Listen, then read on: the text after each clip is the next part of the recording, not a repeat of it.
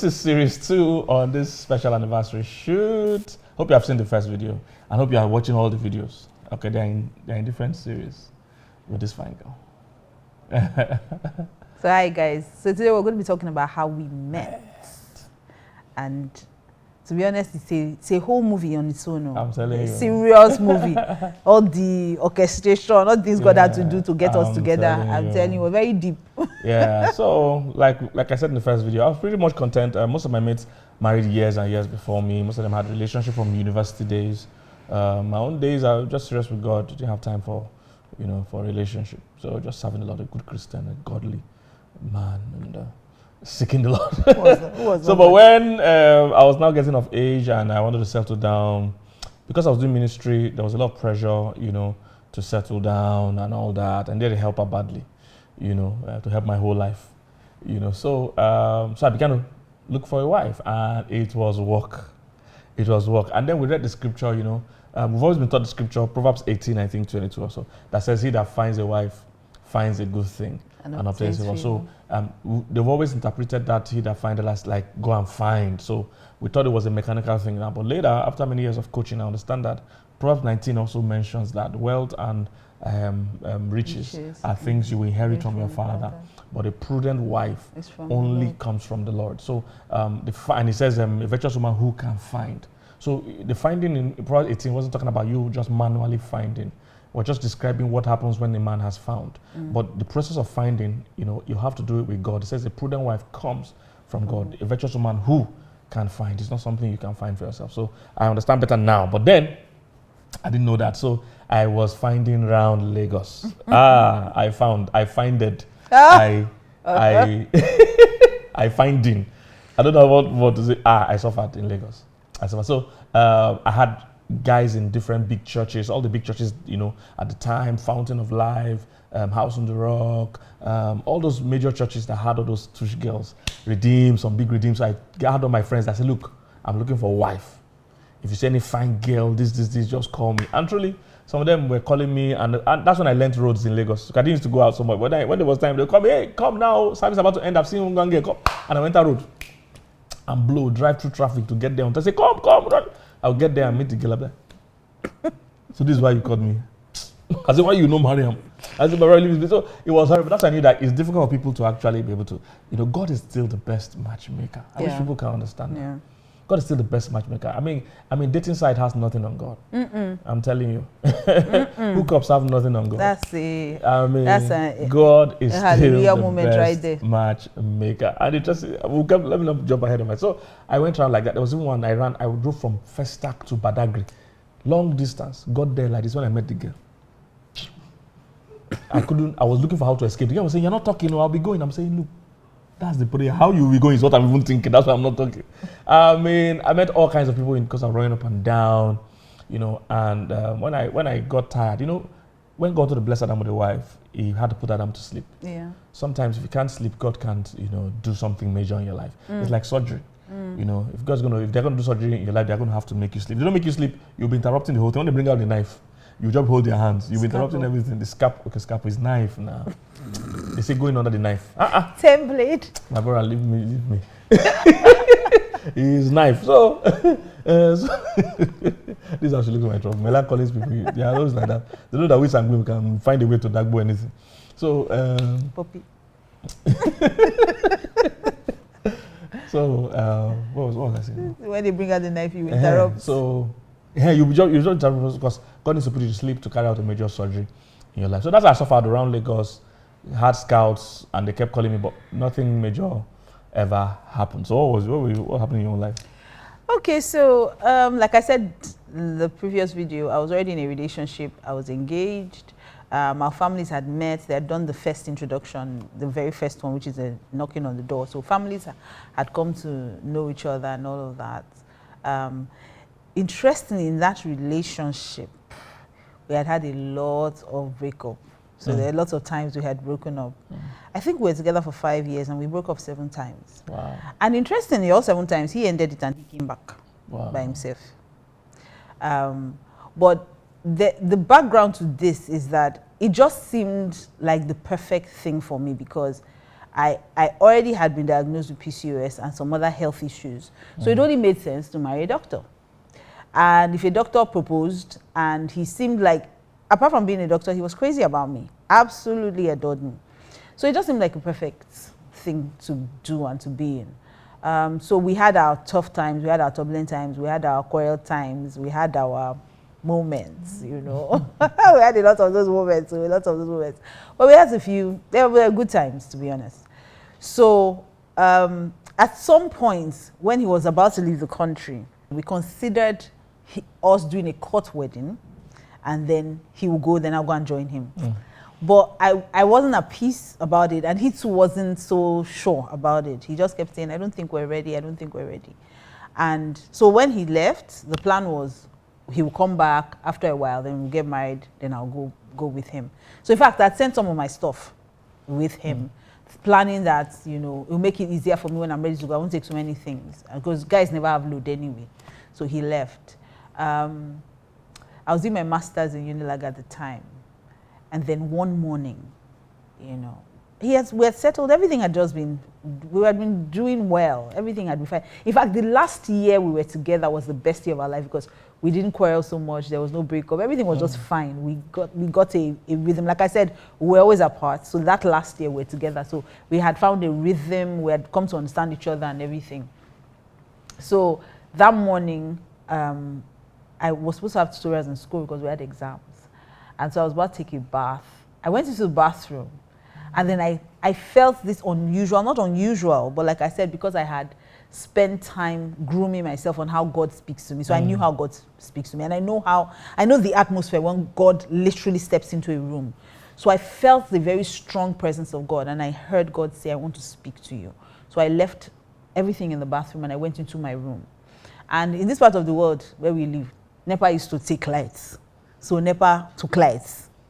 And so when I walked into the room, there was no lights. So I got on my knees, of course, with my Bible, and I was worshiping. The light came on, and I had this CD player back then that when they bring the light, is where it stopped, that it will continue playing from. And then I heard this Johnny McLaughlin song playing in the background. Yes, I will trust you, Lord. So before that, he has this whole repertoire where he goes on about, what if I ask you to give up the very thing you hold so dear? Then he says, yes, I will trust you, Lord. What if, you know? So me too, I was saying it. I was really ad-libbing self, doing all kinds of things. I was really not knowing, not knowing that the yes, I will trust you, Lord, was a strong thing God was going to ask me for. So after a while, I started reading the Bible, and then it was about where Jesus was talking to the woman at the well. And when he saw the woman at the well, and then he was telling her that if you know the person who's asking for water, you ask him for water, because the water he will give you, you will never thirst again. And the woman said, oh, of course, I want that water. And then the next thing he said to her was, go and call your husband. And then she said, oh, I don't have a husband. And then Jesus said to her, you rightfully said, because you've had 5 husbands. He said, but the man that you're with is not your husband. And it seemed like someone used a highlighter pen. You know those highlighter pens that I use in the Bible? To just mark that place. As I said, the man that you're with is not your husband. I really felt every hair on my body stand on end. Like, you know how you're like, what? I knew the only thing missing was for them to put Mildred, the man you are with is not your husband. Full stop. You know, I just knew that word was mine. It was so accurate. And that's how God always speaks to me. He speaks to me through the word, literally. If I show it to anyone, you will know that this is God speaking to me. So I knew, hey, I said, God, you are playing rough play. Holy Spirit, this is very, very rough play. How is the man? What are you talking about? Like, this, I literally started having this conversation with him. Like, what are you talking about? Anybody passing by my room would have thought I was crazy, because I went on a tirade, literally, like, what are you talking about? That man I'm with is not my husband. What's that? You didn't tell me the first year, you didn't tell me the second year, you didn't tell me the third year. What kind of joke is this one? So I really went off. I was all over the place. And then God said to me, but I told you. I'm like, I don't even, no, see, let's not do this right now. How old am I? Then I will now start looking for a boyfriend. Then I will now know whether I will work with them. Will he agree that I have PCOS? I can't even do this, Lord. I can't do this. So what's going on and on? And then when he said to me, but I said this day, I said, no. You not say, how can you tell me to do something? Because I kind of really pride myself on being able to obey God. Anything God tells me, I don't care. I will just do it. I'll make everything for Jesus. I said, can you tell me to walk away from this? And I did not walk away. Something that we're always quarreling. Something that I just went on and on. And then God said to me, your journal of 2003. I was like, my journal of 2003, where am I going to find it? Yeah, I know it sounds like a movie, but it literally just tumbled down from the shelf, the bookshelf. And I opened it, and lo and behold, first page. I'm probably going to look for that thing so I can show you people. They'll probably get a picture of it so you guys will see that it's real. The first page was, forget the former things of old, for behold, I do a new thing. And I remember that happened when we had broken up. There was one major breakup that we had. And he was asking me, he was begging to come back, and I was praying about it, that God, should I even continue this thing? Today break up, tomorrow break up. I don't even have power. I feel like any small thing, he can walk away. Any small thing can walk away. So are we even going to have a marriage that is sustained? I was just thinking about it. And the Lord gave me that scripture. And I felt, and this is where having counselors is important. Because I didn't really have those kind of voices in my life in my dating years. If I had, I'm sure somebody would have been able to interpret this to me clearly. The scripture was, forget the former things of old, for behold, I do a new thing. And I thought what God was saying was, forget all the fighting of old, for I want to do a new thing with both of you. And because I thought that, I just felt, okay, let's forgive and let's start afresh. And to be honest, that 1 year after, everything seemed good. So I really believe that I heard God correctly. So I believe that, yeah, there are times we think we hear God, but out of the mouth of 2 or 3, it's important that you get counsel and talk to someone. And so at that time, I knew that there's no escaping this. God has confirmed his word. I told you before, you did not hear. Now I'm telling you again. And this is your last chance before you get into this thing. And Basuke and I had just met at the time. It was a period of reunion or something. So let me let you get into reunion so we can come back to this. The continuation of this is going to be in How You Knew I Was the One. That's the next series from this. So let's finish How We Met. I'm going to finish with How We Met. Okay. Then you're going to continue this gist in How You Knew. Yeah. Because that's what you want to go into. You wanted to go into How You Knew I Was the One. No, I was going to go into How We Met. Oh, okay. The reunion. So you have to talk about the fact that, yes, you have to talk about your side so that I can get to my side. Yes. Okay. After I went around Lagos, I didn't find. So when I was a bit more calm, one day God just started inspiring me to do a reunion for secondary school mates. You see, and God is just, that's just the thing about God. Most of the time when God is speaking to us, we want him to bring a human being, say, I want to marry, God just break your roof, bush, and one girl just fall, blah, or a man just land, bush. That's not jam your car. Just out of curiosity, why is the girl falling boa and the guy falling bish? Yes, it's just different. The men and women, when they fall, they sound different now. These are the things I deal with. Or the man just jam your car, boom. And then the women will jam it how? You just jam your, people just marry from there and jam your destiny. God. That's not how it works. Sometimes the answer is in the obedience, because God is not a magician. I tell people that in church all the time. True. The difference between miracles and magic. People confuse miracles and magic. In miracles, in magic rather, you don't do anything. It's abracadabra. It's an illusion. It's not real. So it's all fake. But in miracles, usually there's some obedience. There are some steps. You see all the miracles God did. They told them, take this water, go and serve. Take this water, go and serve the chairman of the occasion. What do you have in your house? Bring the 5 loaves. There were always little to open the tomb for me to call Lazarus. There were different things. So that's when the miracle and magic. Okay, so sometimes it's in those little obedience, and sometimes the instruction can look very unrelated to what you were praying for. That's the thing. It can be very unrelated. So for me, I needed a wife. In fact, at the time God was even inspiring me to do reunion, there was no connection between those two things. I wasn't actively even praying every day. I was just living my life, and I just kept having the burden that, you guys should, I really enjoyed my secondary school. I loved command. And God, I just felt in my heart that she didn't like command. I don't know what's wrong with her. They punished me. But command gave you the best gift of your life now. The same command that you don't like. People are ungrateful in this life. I'm just telling you. They punished me over that school. I like the school. So God just, I started feeling in my heart, to do that reunion, to organize. So I started calling a few friends, and we started organizing it. And, we came together, started having meetings, calling people. Then we decided to have a meeting. We wanted to have a meeting on in one of our guys' houses. His name is Abiodun Adedeji. I can never forget the guy. You know, Abiodun Adedeji. So we're supposed to have a meeting. Is it Adedeji or Oladeji? It's Oladeji. It's Oladeji. My brother Adedeji Shade. Biodun Oladeji. Biodun Oladeji, eh? Wherever he is. I saw him in London some years ago too. Biodun, how are you doing? I never see you since. So if you watch this, reach out. So we're going to have the meeting, the organizing committee meeting in that Biodun's house. And when we finished the meeting, it was already dark. And Biodun now said, but there's one other command person that lives on this street. No, there are two. There are two people, but he took people to Kemi. You took us to Kemi first? Yes, took it to Kemi. Then Kemi brought you. It was Kemi. Okay, Biodun bring you to my house. Yeah, okay. So the Biodun said there are some command people there were like 2 or 3 command people that live around. Yes. But on the street itself, I think there were 2 of us. So which kind of street is that have 3 people the same generation? You know, so he took us to the Kemi's house. Then Kemi is also in London also. Why yes, Kemi is in London. Yeah, everybody's in London. This is London. Kemi Peters. Kemi Peters, I think she's married. She's now with Doniji. Okay, so wow, okay. So he took you to Kemi's house. Then Kemi said, "Oh, there's one more person, but Mildred, she know they like this kind of things. Yeah. But let me go first." Okay. So she came. Okay. So this is the part of the gist you don't know. Okay. So she came inside. There was no light in my house. She came upstairs. Yeah. So I was upstairs. I was loosening my hair. I just had braids. I was loosening my hair. I wasn't just looking good at all. So she came upstairs and said, Mildred, there are people downstairs. I said, you brought people to my house. I don't understand. She just said, I mean, are you God one bless? Me, I was already blessed. I carry ring now, you know. And God now said, Kevin now said that no, that is not her fault. That command people that they bombarded her. I said, command people, who are they? She now said, oh, there's Kingsley. I said, I don't know. I don't remember him. Said Biodun Awofusi is there. Yeah, I said Biodun Oladeji. Yeah. I said, so what do people want? She said, that please, that should just come down. That should just say hi, that they're on their way out. It's not that kind of thing. I should just quickly say hello and let them go. I was so upset. I said I was going to kill her after.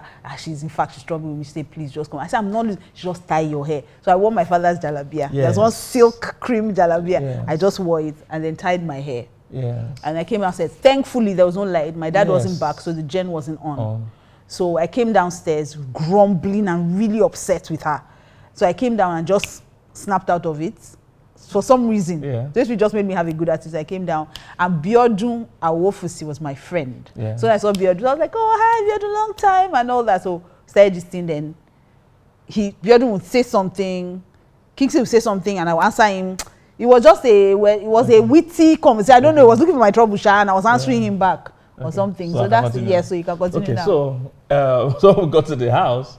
Like I said, so they went to call her down. It was dark.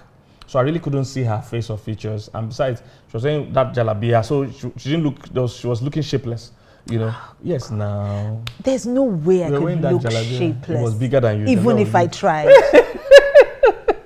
So she was looking shape, you know? And her hair was not made, you know? And that's what I tell people all the time, you know? That's why you can't always move by looks. Because if I judged by looks, I just felt, there's nothing happening here. But you didn't see me though. God helped you. Yeah, but I didn't really, but you see, I heard you. Because everywhere was dark and all that, so we couldn't make out each other, but we knew each other. However, but in the conversations, I kept hearing how smart and witty her replies were. I was like, this girl that has kind of sense of humor, that is this smart. I like this girl. They try. I like this girl and everything. So you don't rate me. So I just made a note of the fact that I would like to talk to this girl again. So I don't know whether I took your number that day or I don't know what happened. Well, actually, No. Biodun Awofusi asked for my number. That Mildred, we should hang out again. Now what's up? So I gave him my number. So you now said you won't collect number from. You now snatch it from him. So you guys were. No, I had already made up my mind that I need to talk to this girl again because she was very fun, very smart. That's what I'm telling people. It's good to build. Beyond your looks. The generation we have today, there's so much emphasis and focus on looks, organic cream, bone straight. Those are the things that happen. all work.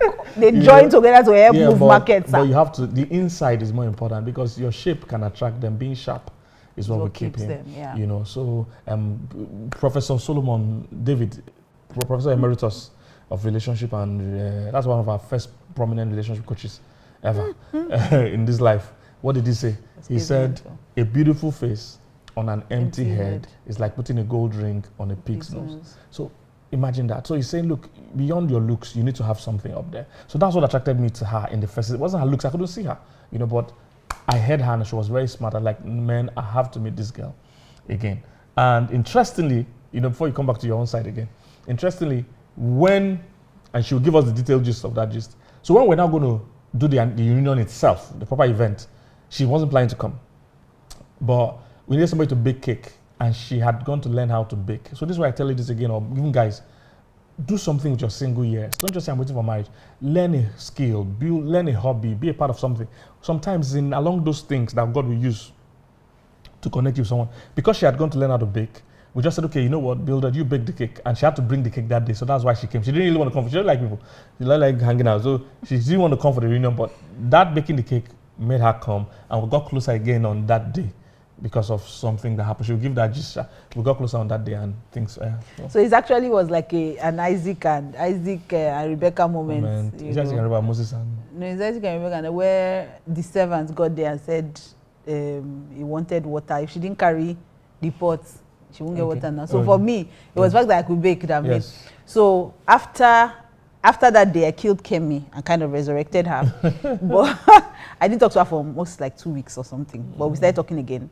And then Biodun now used that opportunity. Biodun Oladeji now came to me and said that they were doing the reunion. They wanted me to come. I said, okay. It's no sad that causes problem. So I said, okay, and planned in my heart that I wasn't going to go. There was nothing I was looking for there. First of all, I didn't think, command people, me and them, we don't pass the same road. Love you guys now, but I just didn't see any reason to go there. Like, forgetting the things that are behind. Why am I still pressing on to a reunion? Like, I just felt, everybody move on with your life. Let's all be doing good. So he came to me and said, oh, they wanted someone to bake the cake. I said, that's people's business. And he was like, no, that everybody said it's you're going to bake the cake and all that. So I said, okay, this is what we'll do. I'll bake the cake. Biodun, you pick it up and you take it. And Biodun said, okay. 2 days to the day, he said, that it just occurred to him that the cake may fall. It may squash and all that. So we need somebody to hold the cake and all that. And that there's nobody going. Kemi is not going. This one, he just came up with one story. Anyhow, I am such a male that I hate doing something and it will be messed up. So I just said, let me just carry the cake by myself and go and deliver it. And I had a friend living with me at the time, Opex. She kept saying, make we go now, you too dry. Make we go, wait till they there, let's go. You know? So she kind of just convinced me. So I carried the cake, got there, handed the cake over to Mabel. Interestingly, Mabel was in charge of catering, so I handed the cake over to Mabel, and I went to sit down. I wanted to sit down for a few minutes and then I'll be out. Sat down for a few minutes. And while I was there, being very utterly snobbish, because everything they were doing, I was just saying, what's this one? Oh, this one? Won't these people just grow? Because they were all doing command things like, oh, can you remember this? Can you remember that? I'm like, why are we remembering all this? So they were all doing all of that. And I just sat in one corner, really just looking at everybody. And then one guy walks up to me and says, would you dance with me? So I said, and they were playing secular music. And yes, I used to be like SU. So we're playing secular music, and I was wondering, what is going on here? So the guy comes to me and says, will you dance with me? I said, where you're gone. And that's all I said. I didn't really think about it because I was being mischievous when I said where you're gone. Because I was like, you came to meet me to dance with you to secular music, gone. Are you really serious? So I was just being, my regular, naughty, witty self. I didn't think much of it. But apparently the guy was drunk and I didn't know. So the guy went off on me. This is what you've always done in command. You think you're better than everybody. Who do you think you are? She was better than her. And so he went back and he just really, literally went off. People now gathered. It was a big deal. So he was just shouting and all that. And I was like, I beg, I'm not having this conversation with you. So he was like, no, I've always done this kind of thing. Who do you think you are? I said, first of all, I don't even remember you. Who are you? First of all, I'm sure you were a nobody in school. Sorry. I don't know how I said that. I was really upset. And so Pastor K now appeared on the scene like the superhero. And I was like, he just turned to the guy and said, go and sit down now. And the guy just went like a little mouse and sat down. Tomorrow, I don't even know who the guy is. I'm telling you.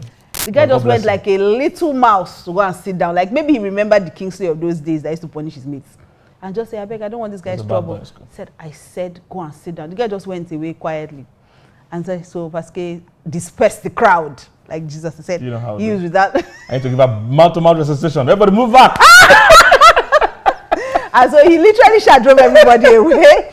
And I was just sitting there really fuming. So he came to sit down by me. I was like, what's wrong with you?